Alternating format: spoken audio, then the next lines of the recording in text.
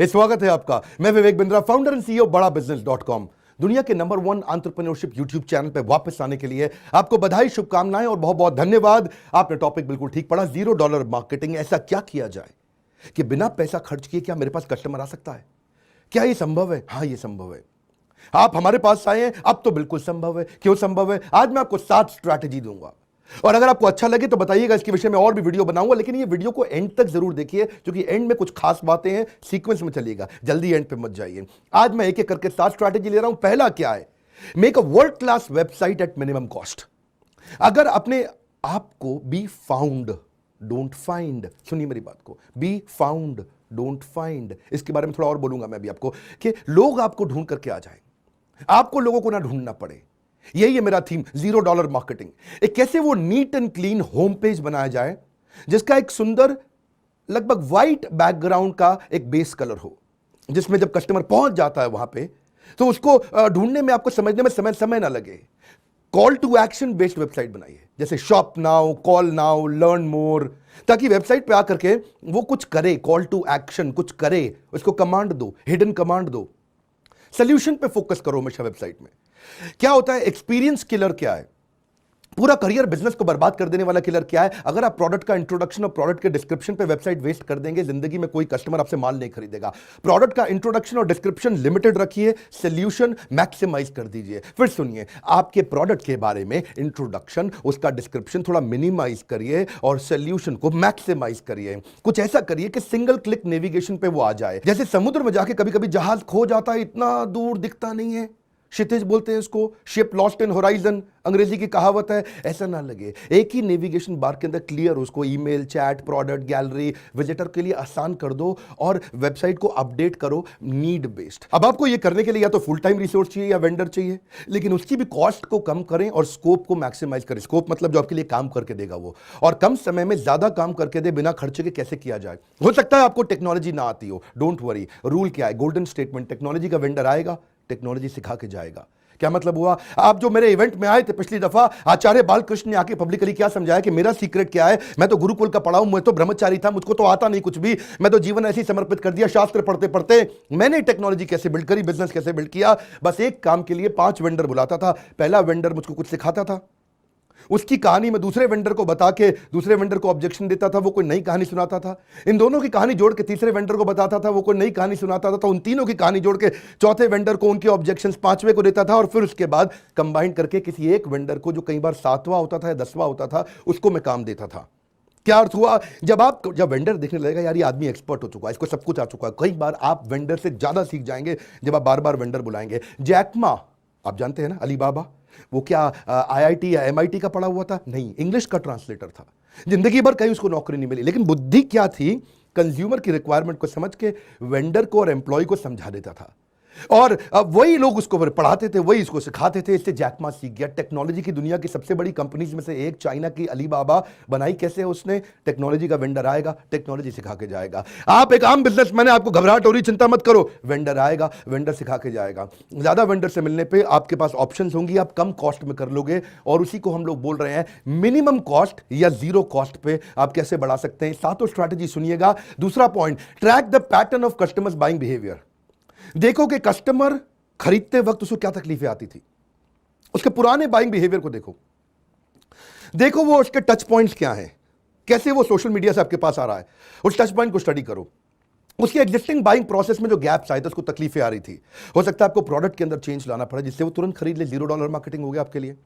जैसे अगर वो खाना खाने आता है, आपका रेस्टोरेंट है, तो पहले दाल भी ऑर्डर करता था, शाही पनीर भी करता था, मिक्स वेजिटेबल भी करता था, पुलाव भी करता था, पराठा भी करता था, साथ में थोड़ा बहुत डेजर्ट भी करता था, रायता भी करता था, उसका बिल बढ़ जाता था। आपने क्या किया? उसको एक फिक्स थाली बना के दे दी, उसके बाइंग प्रोसेस की तकलीफ को कम कर दिया। पहले बिल आता था 800 रुपया, वो 250 रुपये में खाता है, वो तुरंत आपसे माल लेगा, हर बार लेगा।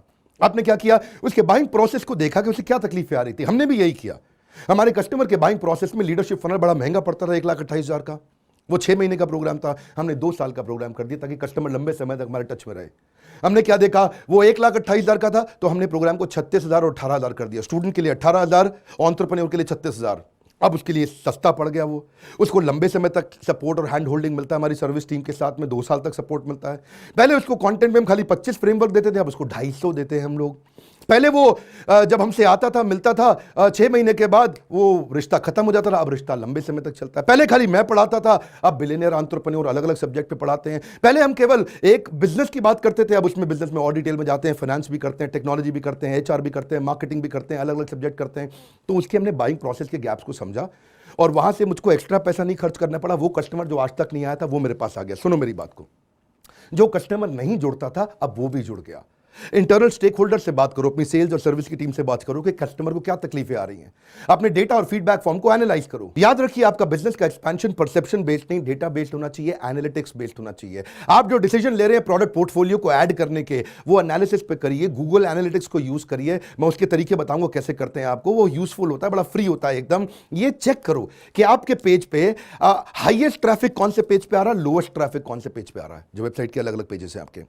चेक करो कि किस कंटेंट पे कस्टमर रिटेन होता है, यानी कि कौन से आर्टिकल को कस्टमर देर तक पढ़ता है आपकी वेबसाइट पे, कौन से पेज को देर तक पढ़ता है आपकी वेबसाइट पे, कहां पे देर तक रुकता है, कहां पे कौन सी सोशल मीडिया को देर तक पूरा वीडियो कंप्लीट देखता है, उसके किस चीज को शेयर कर रहा है, कौन से पेज को शेयर कर रहा है, कौन से वीडियो को शेयर कर रहा है, कौन सी फेसबुक पोस्ट को शेयर कर रहा है, कहां पे कौन सा प्रोडक्ट ज्यादा बिकता है, कौन सा प्रोडक्ट कम बिकता है। ये भी चेक करो कि कहां पे बाउंस रेट ज्यादा है, किधर आपका कस्टमर आपको छोड़ के चला जाता है। ये वीडियो बड़े काम का है, पूरा ध्यान से सुनिए। मैं आपको अपना यूट्यूब का एक्सपीरियंस बताता हूं। यूट्यूब ने मुझको प्रमोट जानते हैं क्यों किया? क्योंकि मेरे वीडियो का एवरेज व्यू ड्यूरेशन ज्यादा था।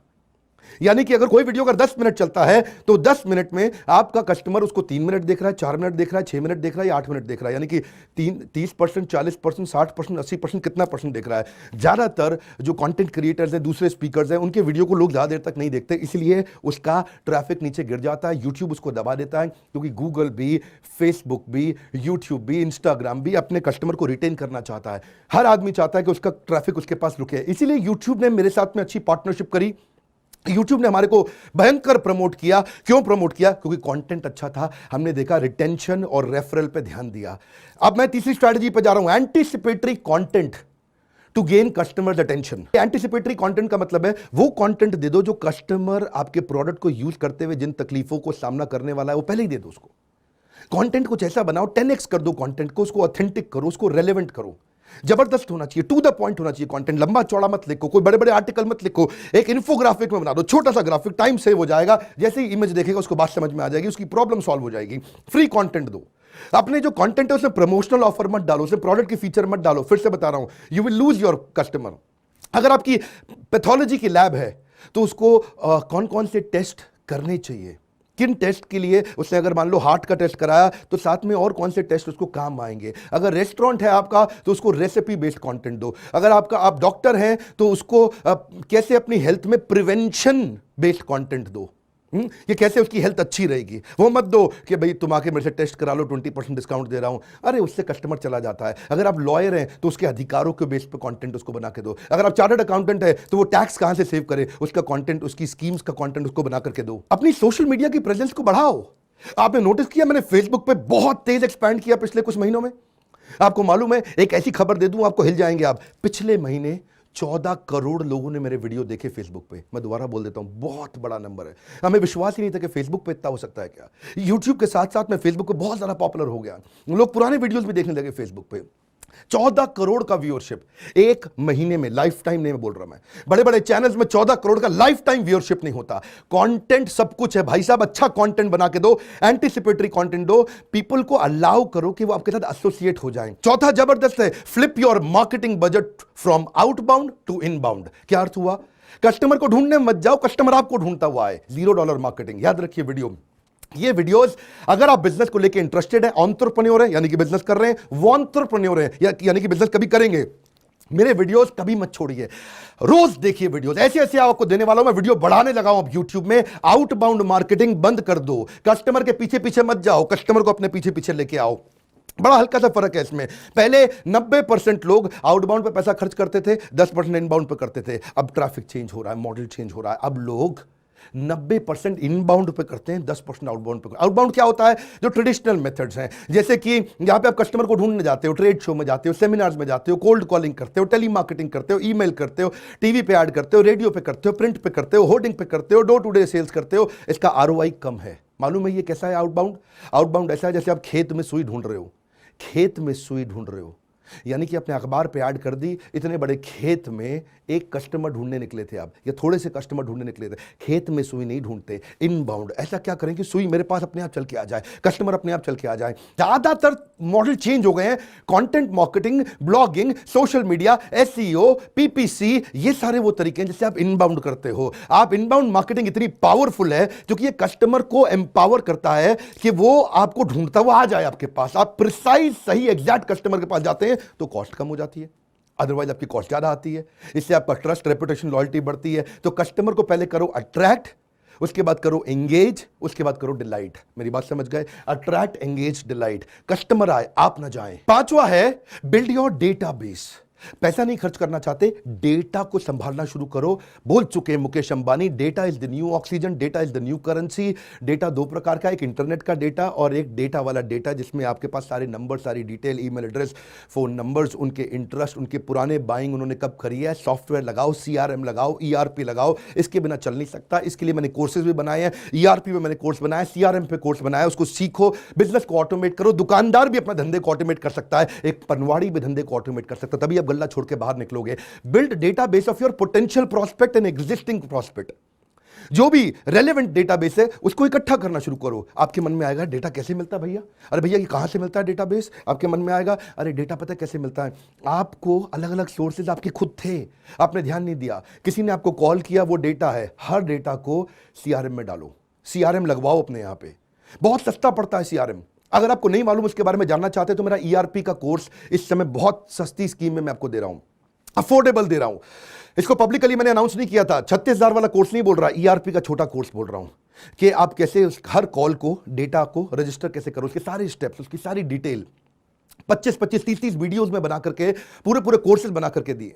चैटबॉट के थ्रू डेटा आता है आपके पास में। कोई पुरानी सेल्स हुई है वो भी आपका डेटा है। कोई इंक्वायरी फॉर्म पे वेबसाइट में कुछ भर दिया आपके बारे में, वो डेटा ही तो है आपका। और क्या है, उस डेटा को सबको सीआरएम में लेकर के आओ। कोई इवेंट में गए, वहां से कुछ बिजनेस कार्ड लेकर के आए, कुछ इंफॉर्मेशन लेके आए, उसको अपने सीआरएम में डालो, वो आपका डेटा है। किसी ने फीडबैक दिया आपको, वो भी आपका डेटा है, उसको सबको भरो सीआरएम में। एम्पावर करो अपनी टीम को कि वो उसके बाद जो डेटा इकट्ठा हो गया है, 1,000, 2,000, 10,000 कस्टमर का, पुराने 500, 200, 100 जितने भी हैं, उनके साथ में रिलेशनशिप बिल्ड करें, उनको नर्चर करें, उनको फॉलो अप करें, उनको कंसिस्टेंट पिच दे। ये मेरा 5वां पॉइंट था। और 6ठा पॉइंट इसी से संबंधित है, give old data a new life.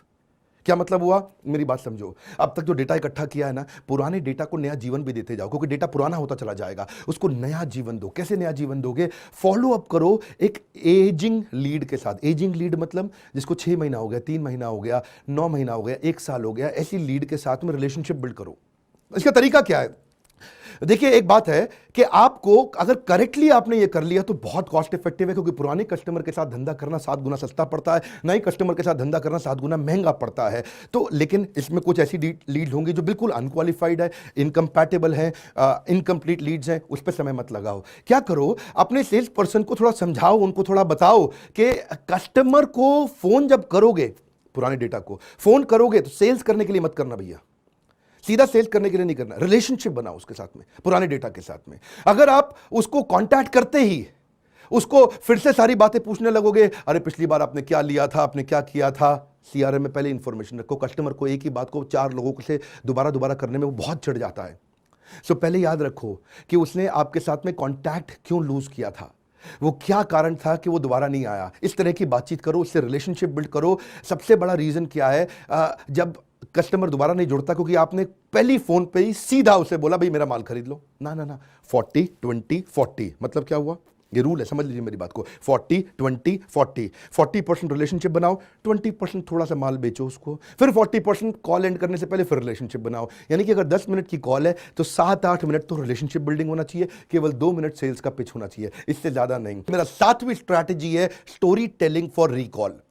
एक बात याद रखिएगा, जितनी भी बढ़िया एडवर्टीजमेंट थी आज तक, कौन सी आपको याद रह गई? जिसने अपने प्रोडक्ट के बारे में बताया वो याद रह गई, या जिसकी कहानी बड़ी इमोशनल, बड़ी एंगेजिंग और जबरदस्त स्टोरी के माध्यम से आपको बताया, कुछ ऐसा अनएक्सपेक्टेड डिलाइटफुल सरप्राइज दिया जिससे आपके चेहरे पे मुस्कुराहट आई, आपने कहा अरे वाह, स्टोरी कस्टमर को याद रह जाती है। One more time, story customer को याद रह जाती है। एक बार और बोलूंगा ही बोलूंगा, स्टोरी कस्टमर को याद रह जाती है। हर बात में स्टोरी डालो, सेल्स की पिच में स्टोरी डालो, वेबसाइट में छोटी सी एक ऐसी स्टोरी दिखनी चाहिए, आपके वीडियोस में स्टोरी दिखनी चाहिए, सोशल मीडिया के थ्रू स्टोरी दिखनी चाहिए, आपके हर ब्रांड कैंपेन में जिसमें आपका पैसा नहीं लगता, कहानी के थ्रू कम्युनिकेट करो अपने आप को। कस्टमर बनेगा रिपीट कस्टमर। पहले होता है कस्टमर, फिर बनता है रिपीट कस्टमर से बनता है लॉयल कस्टमर बन जाता है प्रमोटर, और प्रमोटर आगे चल के बनता है एडवोकेट। ये बड़े स्ट्रैटेजिक 5 स्टेप्स हैं। कैसे किया जाता है, इसके लिए डिटेल कोर्स चाहिए, डिटेल वीडियो चाहिए, पर मैं आपको शॉर्ट में बता रहा हूं। अपनी मार्केटिंग स्ट्रैटेजी में, पॉडकास्ट में, यूट्यूब में, ब्लॉग्स में, आर्टिकल में कहानी के रूप में बताइए, प्रॉब्लम सॉल्वर बन के दिखाइए। पर कहानी होनी कैसी चाहिए, वो एंटरटेनिंग होनी चाहिए, इमोशनल होनी चाहिए, एजुकेशनल होनी चाहिए। एक ऐसी कहानी बताइए जो कि यूनिवर्सली एक्सेप्टेबल हो, लोग आपके साथ जुड़ना चाहें। एक कम्युनिटी की तारीफ करिए, कम्युनिटी आपको फैला देगा। Maximum people will feel connected through emotional story. ये वो स्टोरी जो आम जिंदगी की जीवन में कनेक्ट बिल्ड करता हो। राहुल गांधी भाई उससे थोड़ी सी गलती कर दी पिछले अपने कैंपेन में। वो क्या बोले, वो कहते हैं राफेल के बारे में बात की। राफेल ये वो स्टोरी है जो आम जिंदगी ने कनेक्ट नहीं किया जिससे। एक सवाल है कि 526 करोड़ रुपए के हवाई जहाज को 1600 करोड़ रुपए में क्यों खरीदा गया? मेरी बात समझिए, मैं राहुल गांधी के खिलाफ नहीं हूं, पर आपको ब्रांड कैंपेन समझा रहा हूं उनका।